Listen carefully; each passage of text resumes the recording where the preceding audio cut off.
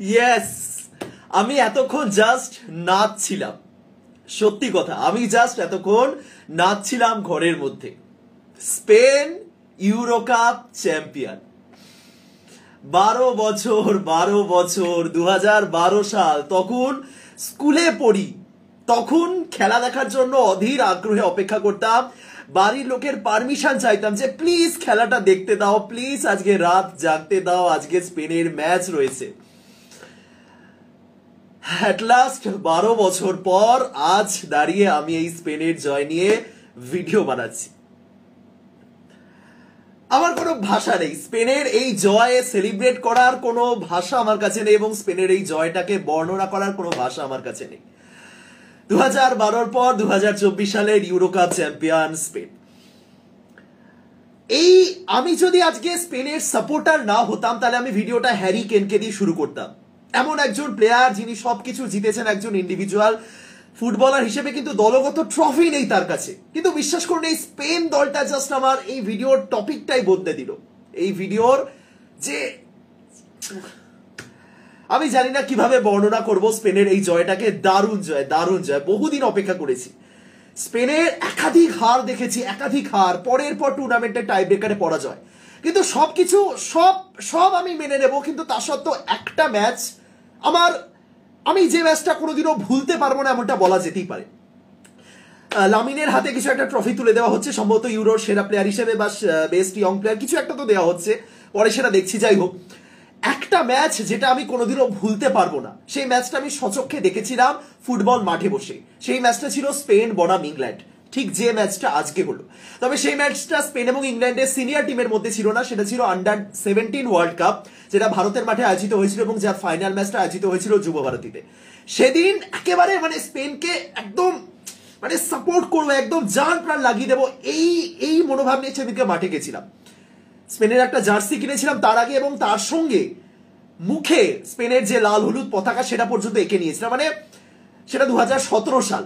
ছোট থেকে তো স্পেনকে সাপোর্ট করছি, বাট স্পেনের খেলা দেখবো চোখের সামনে, সে অবশ্যই আন্ডার-17। যাই হোক, কিন্তু দেখতে হবে, স্পেনকে জিতে ফিরতে হবে, এরকম একটা ব্যাপার ছিল।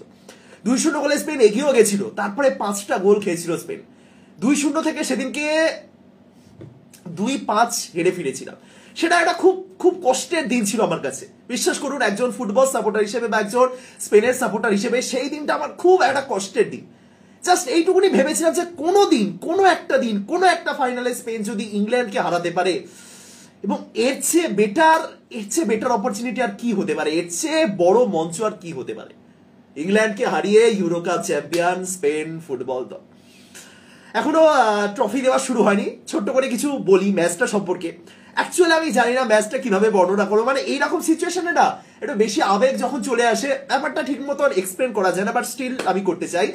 দানি ওলমো লাস্ট মিনিটে যে গোল লাইন সেভটা করলেন, এই গোটা ম্যাচে খুব ভালো কিছু পাস দেখেছি, খুব ভালো গোল দেখেছি, দারুণ ফিনিশ দেখেছি, কিন্তু দানি ওলমো তার ওই লাস্ট মোমেন্টের গোল লাইন সেভটা স্পেনের ফুটবল ইতিহাসের অন্যতম শ্রেষ্ঠ একটা ক্লিয়ারেন্স, অন্যতম শ্রেষ্ঠ গোল লাইন সেভ, স্পেনের ফুটবল ইতিহাসের অন্যতম শ্রেষ্ঠ একটা ঘটনা। এবং দানি ওলমো আজকে প্রমাণ করে দিলেন যে লাস্ট মোমেন্ট পর্যন্ত জান প্রাণ লাগিয়ে যেভাবেই হোক দলকে জেতাতে হবে। এই যে যেভাবেই হোক দলকে জেতাতে হবে, এই জিনিসটা আমি সবার আগে, দেখুন ফুটবলে সবাই একদম জান লাগিয়ে দেবো, যা হয় হবে, আমি নিজেকে স্যাক্রিফাইস করবো, এরকম প্রচুর ঘটনাই রয়েছে। কিন্তু আমার একটা জিনিস মনে পড়ে, 2010 সালে সেই লুইস সুয়ারেজের যে হ্যান্ডবলটা দেখেছিলাম, যখনই কোনো গোল লাইন ক্লিয়ারেন্স আসে না, আমার ওই জিনিসটা মাথার মধ্যে চলে আসে। সেদিন লুইস সুয়ারেজ ঘানার বিপক্ষে একদম গোল লাইনে দাঁড়িয়ে বাধ্য হয়েই বলটা হাতে লাগিয়েছিলেন। সেখান থেকে ঘানা একটা পেনাল্টি পেয়েছিল, পেনাল্টিটা মিস হয়েছিল এবং শেষ পর্যন্ত উরুগুয়ে টাই ব্রেকারে জিতেছিল। কিন্তু সুয়ারেজ জানতেন যে ওই যে তিনি হাত দিয়ে বলটা লাগিয়েছিলেন, যদি উরুগুয়ে ম্যাচটা হেরে যায় তাহলে তাকে সবাই দোষারোপ করতে ছাড়বে না। কিন্তু তিনি এটাও জানতেন যে এই জায়গা থেকে যদি আমরা ম্যাচ জিতি, আমার ওই স্যাক্রিফাইস, আমার ওই হাত দিয়ে বল লাগানো, আমার ওই হ্যান্ডবল, আমার ওই পেনাল্টি উপহার দেওয়া বিপক্ষকে, এবং আমার নিজেকে স্যাক্রিফাইস করা, এই জিনিসটা সবাই মনে রাখবে। কারণ হাত দিয়ে ছাড়া তার বল আটকানোর কোনো সিচুয়েশনই ছিল না, কোনো চান্সই ছিল না।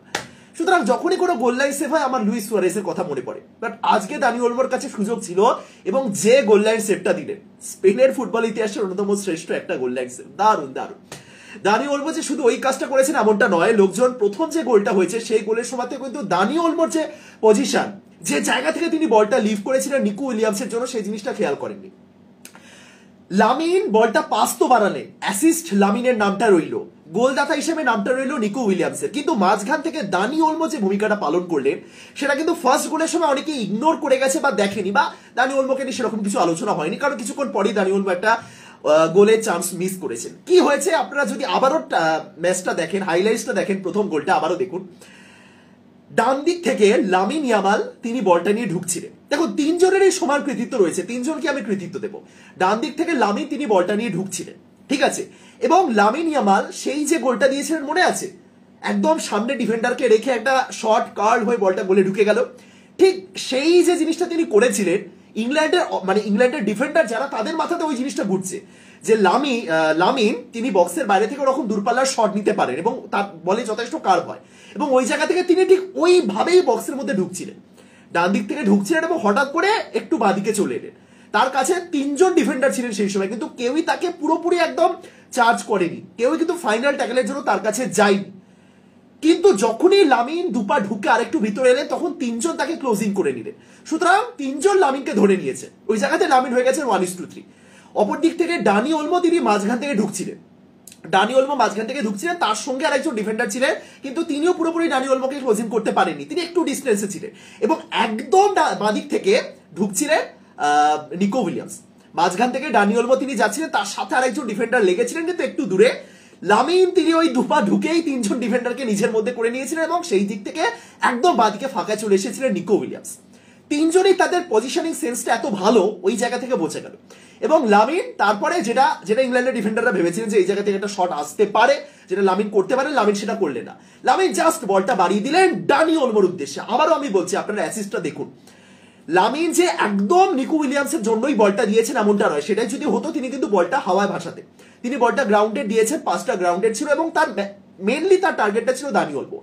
ওই জায়গা থেকে দানি ওলমো সুন্দর করে বলটা ছেড়ে দিলেন, এগিয়ে গেলেন এবং ডিফেন্ডারকে ওই জায়গাতে কাটিয়ে দিলেন, বল একদম স্ট্রেট চলে গেল নিকো উইলিয়ামসের কাছে, ডিফেন্ডারও কেটে গেলেন, নিকো উইলিয়ামসের কাছে বল ফাঁকা, তাকে ফাইনাল ট্যাকল করার মতো কেউ নেই, তাকে ব্লক করার মতো কেউ নেই, তার সামনে ওপেন গোল এবং ঠিকঠাক পজিশন করলে বলটা গোল। তিনজনেরই সমান কৃতিত্ব। লামিন ইয়ামাল তিনি যেভাবে ঢুকলেন, যেভাবে তিনজন ডিফেন্ডারকে নিজেকে এটাই তো একজন বড় প্লেয়ারের গুণ, তাই না? আমার উপস্থিত বিপক্ষ দল একদম টের পাচ্ছে, মনে করছে না এখান থেকে একটা শট আসলে আমারও গোল হতে পারে। তিনজন ডিফেন্ডারকে ওখানে তিনি নিজের কাছে একদম আটকে দিলেন, ওখানে তিনজন খালি, ডানি ওলমো বলটা ছেড়ে দিলেন, আরেকজন ডিফেন্ডার কেটে গেলেন এবং নিকো উইলিয়ামস। সুতরাং দানি ওলমো যে শুধুমাত্র একটা দারুণ গোল লাইন সেভ করেছে এমনটা নয়, প্রথম গোলের সময় তো তার কিন্তু কৃতিত্ব রয়েছে এবং দানি ওলমো অ্যাকচুয়ালি দারুণ খেলেছেন আজকে। টুর্নামেন্টের সেরা প্লেয়ার মেবি দুজনকে তো পুরস্কার দেওয়া হলো, একটা রদ্রিকে দেওয়া হয়েছে আর একটা দেওয়া হয়েছে লামিনকে। মেবি রদ্রি, আমি অ্যাকচুয়ালি জানি না, সাউন্ড অফ আছে আমি বলতে পারবো না, আপনারা যদি দেখে থাকেন একটু জানান কমেন্টে, আমি পরে দেখছি। বাট স্পেনে এই যে টিমটা খেলবে আজকে সেরা সেরা, দারুণ দারুণ দারুণ দলগত। আজকে আপনি যদি স্ট্যাটস দেখেন, ম্যাচের স্ট্যাটস, ইংল্যান্ড লাস্টের দিকে গিয়ে আসলে অ্যাটাক করেছে বটে, কিন্তু অল ওভার আপনি যদি স্ট্যাটস দেখেন, স্পেনের বল পজিশন ছিল 62%, 14টা শট তারা নিয়েছে, 561টা পাস কমপ্লিট করেছে। আমি যে স্পেনের খেলা দেখে বড় হয়েছি, সেই স্পেন 1000টা পাস খেলার ক্ষমতা রাখতো, কিন্তু সেই স্পেনের অ্যাটাকিংটা একটু অন্যরকম ছিল, পাস খেলে খেলে বিপক্ষ দলকে ক্লান্ত করে দাও এবং তারপর বলটা ওপেন হবে এবং একটা যদি গোলও চলে আসে তাহলে ঠিক আছে, দ্বিতীয় গোলের কোনো সম্ভাবনা দরকারও নেই এবং বিপক্ষ দল গোল দিতে পারবেও না, ততটাই জমাটি একটা ডিফেন্স ছিল।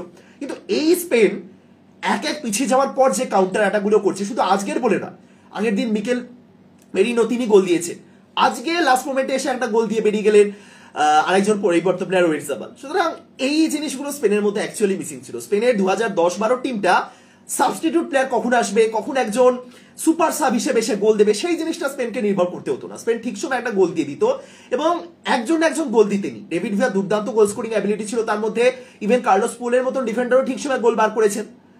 সুতরাং ওটা স্পেনের আলাদা দল ছিল। বাট এই স্পেনের টিমটা, এটা জাস্ট আলভারো মোরাতার হাতে ট্রফি তুলে দেওয়া হচ্ছে এবং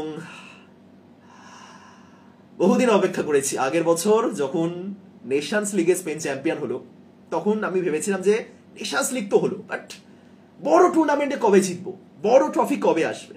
at last thank you team Spain. ম্যাচের সম্পর্কে যদি ছোট্ট করে দু একটা কথা বলি, ইংল্যান্ড, আমার মনে আছে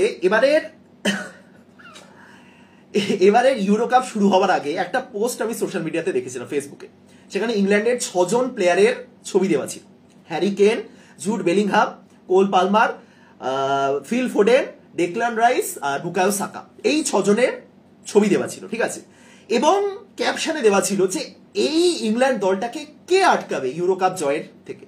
এই ইংল্যান্ড দল মানে 6জন বড় বড় প্লেয়ারের নাম, যারা আসলেই ভালো ফর্মে রয়েছে, ভালো প্লেয়ার, তাদের ছবি দিয়ে জাস্ট ক্যাপশনে লেখা হলো যে এই ইংল্যান্ড দলকে কে আটকাবে, এই ইংল্যান্ড দলকে ইউরো কাপ চ্যাম্পিয়ন হওয়ার পথে কে আটকাবে, কে বাধা হয়ে দাঁড়াবে। সেখানে একজন কমেন্ট করেছিলেন, এই ধরনের কমেন্টই চোখে পড়ে, যে এই টিমটা যদি চ্যাম্পিয়ন হতে না পারে বা এই টিমকে চ্যাম্পিয়ন হওয়ার পথে আটকাতে পারেন একজনই, হ্যারি কেন। মানে শুনতেও আশ্চর্য লাগে যে একটা দলের প্লেয়ার, যে সেই টিমের সর্বোচ্চ গোল স্কোরার, যে আসলেই একটা দলকে চ্যাম্পিয়ন করানোর ক্ষমতা রাখেন, সেই প্লেয়ারটাই নাকি সেই টিমের চ্যাম্পিয়ন হওয়ার পথে প্রধান বাধা হয়ে দাঁড়াবে। এবং তার পিছনে হ্যারি কেনের ব্যাড লাক, এই জিনিসটাকেই তুলে ধরা হয়েছিল। এবং আজকের এই ফাইনালটা দেখার পর অ্যাকচুয়ালি আমার ওই কমেন্টটা মনে পড়ে গেল, সত্যি তো এই ইংল্যান্ড দলকে কেউ যদি আটকাতে পারে সেটা একমাত্র হ্যারি কেনই পারবে। ব্যাড লাক বলবো নাকি তিনি যেটাকে পাতি ভাষায় পানৌতি বলে সেই কথাটা বলবো, আমি জানি না কি বলবো, বাট হ্যারি কেন আর কত অপেক্ষা করবে, হ্যারি কেন আর কতদিন। আমি দেখছিলাম ম্যাচ শেষে তিনি চোখে মুখে হাত দিয়ে এরকম ভাবে হাঁটছেন, তিনিও জানেন যে কি হচ্ছে ভাই, এতদিন টটেনহ্যামের হয়ে খেললেন, কিছু হলো না, বায়ার্ন মিউনিকে চলে এলেন, যে Bayern Munich regular Bundesliga champion হয়, তারা পর্যন্ত জিততে পারলো না, পরপর দুটো ইউরো কাপের ফাইনালে হার। এই মুহূর্তে দাঁড়িয়ে আমার মনে হচ্ছে একজন খেলাধুলা প্রেমী হিসেবে আমার এই 2024 সালও কমপ্লিট। প্রথমে ভারতের ক্রিকেটে বিশ্বজয়, তারপরে স্পেনের ইউরো কাপ জয়, আগামীকাল আর্জেন্টিনা জিতুক। আমি অ্যাকচুয়ালি আর্জেন্টিনার সাপোর্টার নই, মানে ল্যাটিন আমেরিকার কোন দলকে আমি সাপোর্ট করি, কোপা আমেরিকার কোন দলকে সাপোর্ট করি, এই প্রশ্নটার উত্তর আর্জেন্টিনা নয়, বাট স্টিল আর্জেন্টিনা যদি জিততে পারে তাহলে একটা বলে না যে মন ভালো থাকার মতো একটা ব্যাপার, সেই জিনিসটা চলে আসবে। আর আমি ওরকম নই যে যেমন ব্রাজিল সাপোর্টাররা যেমন খুব করে চাইছেন যে আর্জেন্টিনা হারুক, এবং এটা চাইতে কোনো সমস্যা নেই। এই রাইভালরি তো এটাকেই তো বলে যে ব্রাজিলের সাপোর্টাররা চাইবেন না যে আর্জেন্টিনা জিতুক, আর্জেন্টিনার সাপোর্টাররা চাইবেন না যে ব্রাজিল জিতুক। বাট আমি যেহেতু ব্রাজিল আর্জেন্টিনার কারোরই সাপোর্টার নই, সুতরাং দিনের শেষে আর্জেন্টিনা জিতুক, তাহলে একদম পারফেক্ট ব্যাপার চলে আসবে। বাট দারুণ দারুণ দারুণ। আজকের ম্যাচেই হাফ টাইমের পর জাস্ট একটা হার্ট অ্যাটাক টাইপের ব্যাপার চলে এসেছিল যখন দেখলাম রড্রি বসে গেলেন। ইনজুরি, তার কিছু একটা ইনজুরি হয়েছিল, পা সম্ভবত ঠিক জায়গায় পা পড়েনি, পা মচকে গেছিল। আমি তখনই আবার হয়ে গেছে যে কি রড্রিগো খেলবেন না, রড্রিগো নেই, কে আটকাবে ইংল্যান্ডকে সেকেন্ড হাফে। অ্যাকচুয়ালি আমার তখনও ওই পোস্টটা কথা মনে পড়েছিল যে কোল পালমার, ওইদিকে পালমার তখনও নামেনি, বাট স্টিল অপশনে ছিলেন হ্যারি কেন, বেলিংহাম, সাকা। এবার রড্রি নেই যখন, কে আটকাবেন? রড্রি এমন একজন প্লেয়ার যে এই স্পেন টিমের একজন হৃৎপিণ্ড বলা যায়, থাকেন একদম মিডিলে, কিন্তু পুরো মাঠটাকে কন্ট্রোল করেন কোন দিক থেকে অ্যাটাক আসবে, বিশেষ করে ডিফেন্সটা। এবং অ্যাটাকেও তার ভূমিকা থাকে না, কিন্তু অ্যাটাকেও পরোক্ষভাবে তিনিই দায়ী মানে তারই অবদান, কারণ তিনি যখন ডিফেন্স আর একটু বেশি সক্রিয় হন তখন দুই দিক থেকে দুজন উইং হাফে যারা থাকেন, রাইট ব্যাক লেফট ব্যাক, তারা উপরে উঠে আসেন। সুতরাং সেই রড্রি নেই, আমার তো হয়ে গেছে ভাই, রড্রি নেই, কি অবস্থা, কে খেলবেন, কি হবে ওই জায়গাটা। তখনই স্পেন একটা গোল দিল, গোলটা আমি আবারও বলছি দারুণ গোল ছিল, তিনজনেরই সমান কৃতিত্ব। 17 বছরের ইয়ামাল, দুদিন আগেই তার 17 বছর পূরণ হয়েছে, সেই 16 বছরের লামিন আমরা বলতে পারবো না, বাট 16 বছর 17 বছর যাই বলুন আপনি, এই প্লেয়ারটা অ্যাকচুয়ালি সেরা। তবু আমি বলবো আজ লামিন ইয়ামাল সেই টপ লেভেলের ফুটবলটা খেলতে পারেনি যেটা কয়েকটা ম্যাচ ধরে খেলেছিলেন। জুড বেলিংহাম আজকে দারুণ খেলেছেন, বেলিংহামকে লাস্ট কয়েকটা ম্যাচে দেখে একটু অফ কালার লাগছিল, বাট আজ বেলিংহাম দারুণ খেলেছেন। স্পেন হয়তো ইউরো কাপ জিততে পারলো না, বাট ইংল্যান্ড হয়তো ইউরো জিততে পারলো না, কিন্তু জুড বেলিংহাম ব্যালন ডিওরের যে রেস, যে র্যাঙ্কিং, সেই র্যাঙ্কিং কিন্তু টপ 2 এর মধ্যে অবশ্যই রয়েছেন। কোথাও 1 রয়েছেন, কোথাও 2 রয়েছেন, মানে কেউ বলবেন বেলিংহামই পাবেন, কেউ বলবেন ভিনিসিয়াস জুনিয়র পাবেন, বাট টপ 2 তে তো তিনি অবশ্যই থাকবেন। বেলিংহাম আজকে দারুণ খেলেছেন এবং এক একটা জাস্ট বল টাচ করছেন, 3 জন ডিফেন্ডার কেটে যাচ্ছে স্পেনে। দ্বিতীয়ার্ধে যে শটটা নিলেন, গোল পোস্ট বরাবর বেরিয়ে গেল, একটা জাস্ট টাচ, জাস্ট টার্ন নিলেন, 2 জন ডিফেন্ডার কেটে গেল, একে অপরের সাথে ধাক্কা খেলো।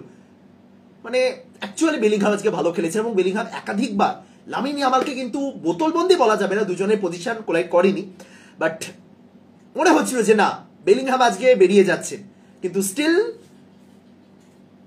স্পেন আজকে টিম পারফরমেন্স দিয়ে বার করে দিয়েছে। অ্যাকচুয়ালি স্পেন আজকে দারুণ খেলেছে। ফার্স্ট হাফ দেখে আসলেই মনে হচ্ছিল যে কি হচ্ছে, চলো আরেকবার স্পেন জার্মানি হাইলাইটস দেখে আসি, এরকমই মনে হচ্ছিল যে সত্যি স্পেন জার্মানি ম্যাচটা যদি ফাইনালে হতো ভালো হতো। বাট লাস্ট কয়েকটা মিনিট, লাস্ট হাফ মানে সেকেন্ড হাফের লাস্টের দিকটাতে, thank you team Spain, thank you. 2010, 2012 দেখুন স্পেন 2008, 2012 দুবারই ইউরো জিতেছে, কিন্তু আমার সবচেয়ে স্পেনের কাছের যে দলটা ছিল সেটা 2010-এর দলটা, যেটা বিশ্বকাপ চ্যাম্পিয়ন হয়েছে। বাট এই যে স্পেন টিমটাকে দেখলাম, অ্যাট লাস্ট, থ্যাংক ইউ। ভিডিওটা শেষ করছি। আমি অ্যাকচুয়ালি এখন আমার নাচতে ইচ্ছে হচ্ছে, এখন ঘুমানোর কোনো সিনই নেই, ভালোই হয়েছে, একটু এনজয় করে নিই আগামী 2.5 ঘন্টা। 5:30 থেকে তো আবার আর্জেন্টিনা নামতে চলেছে কলম্বিয়ার সঙ্গে। বাট